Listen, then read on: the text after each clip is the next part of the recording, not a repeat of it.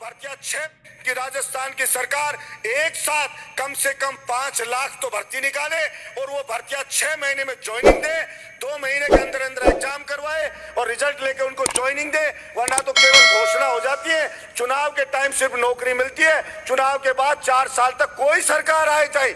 मेरे गांव के अंदर सभी गांव के किसानों के बच्चे या तो फौज में भर्ती होते थे या ज्यादा पुलिस में भर्ती होते थे।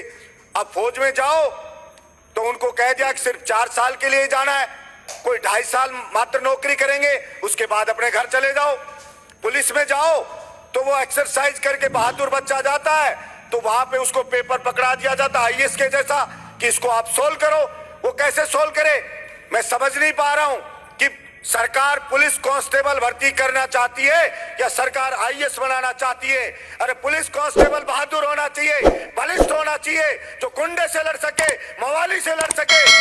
लेकिन सरकार कहती है कि नहीं, हमें बलिष्ठ चाहिए ही नहीं, हमें तो बिल्कुल चश्मा लगा हुआ पढ़ने वाला हो, जिसको कोई रहकर अभी कह दे तो बाथरूम आ जाए, ऐसे को भर्ती कर लेंगे हम। सारा आदमी की अलग अलग अभिरुचि होती है, अलग अलग क्षमता होती है, शारीरिक क्षमता होती है, लेकिन पता नहीं कौन पेपर बनाता है। फिर अगर या तो भर्ती निकलती नहीं है, निकलती है तो उसका पेपर आउट हो जाता है। मैंने पहले भी सूर्य उदय से सूर्यास्त तक इस पेपर लीक के खिलाफ में दौड़ लगाई थी कि ये पेपर लीक रुकना चाहिए।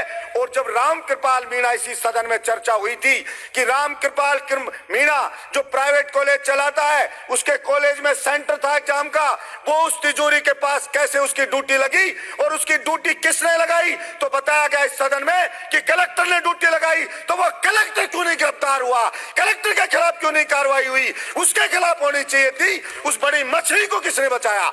और भी कोई बड़े आदमी हो कि ये छोटे छोटे आदमी पकड़ करके और हम खाना पूर्ति नहीं कर सकते। विश्वास युवाओं का उठता जा रहा हमारे ऊपर से कि विधानसभा में हमसे पूछते हैं कि आप विधायक बन के क्या किया आपने हमारे लिए? आपने कौन सा कानून बनवा दिया? कि कानून बना दिया। कानून बनाने से नहीं होगा, उसको इफेक्टिवली लागू करना पड़ेगा और ईमानदारी के साथ उस आदमी को पकड़ना पड़ेगा जो वास्तव में, वो कहते ना गांव में हमारे कहावत है, चोर नहीं चोर की मां को मारो, जो चलने से ही बंद हो जाए वहां पे, वो काम करना पड़ेगा, तब जाके विश्वास होगा।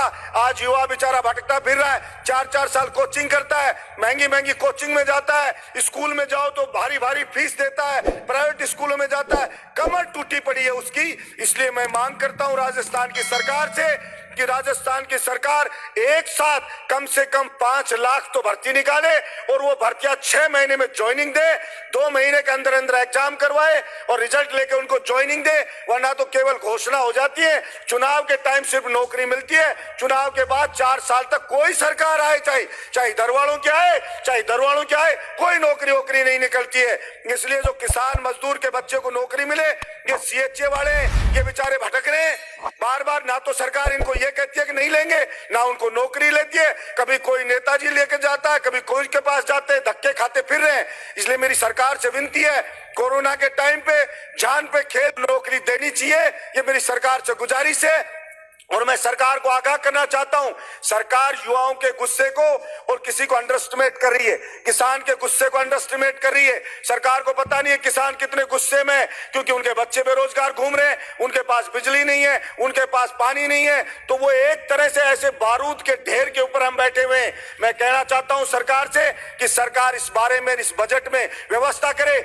बाहर के दूसरे स्टेट के आके नौकरी पा जाते हैं, राजस्थान के युवाओं को 22 स्टेट के अंदर उनका सिलेक्शन रेट 0 है, एक भी राजस्थान के बेरोजगार को नौकरी नहीं मिल रही है। मैंने सरकार से मांग की थी पिछली बार भी और मुख्यमंत्री जी ने वचन दिया था राज्यसभा चुनाव के वक्त भी, मैंने कहा था 90 से 100% तक राजस्थान के युवाओं को आरक्षण मिले राजस्थान की सरकारी भर्तियों में और प्राइवेट में 75% तक का आरक्षण मिले, क्योंकि राजस्थान का युवा ही कोई अनाथ नहीं है कि और स्टेट में जाए तो कहते बांग्ला भाषा जानने वाला हो तो अप्लाई कर सकते हो। आप बिहार में जाओ तो क्या हमारी बिहारी जानने वाला हो, हरियाणा में जाओ तो क्या हमारा लोकल होना चाहिए। तो राजस्थान का युवा को विधायक बलजीत यादव फिर दौड़ लगाएगा इन्हीं युवाओं की मांग के लिए, इन्हीं किसानों की मांग के लिए, और सरकार ने गंभीरता से नहीं लिया तो मैं खड़ा करके बताऊंगा जो सरकार ने पूरे 4 साल में नहीं देखा होगा, या आज ही बताना चाहता हूं इसी सदन में। इसलिए मैं विश्वास रखता हूं कि इसी बजट के अंदर हमारी मांगों की पूर्ति होगी, राजस्थान के बेरोजगार को उसका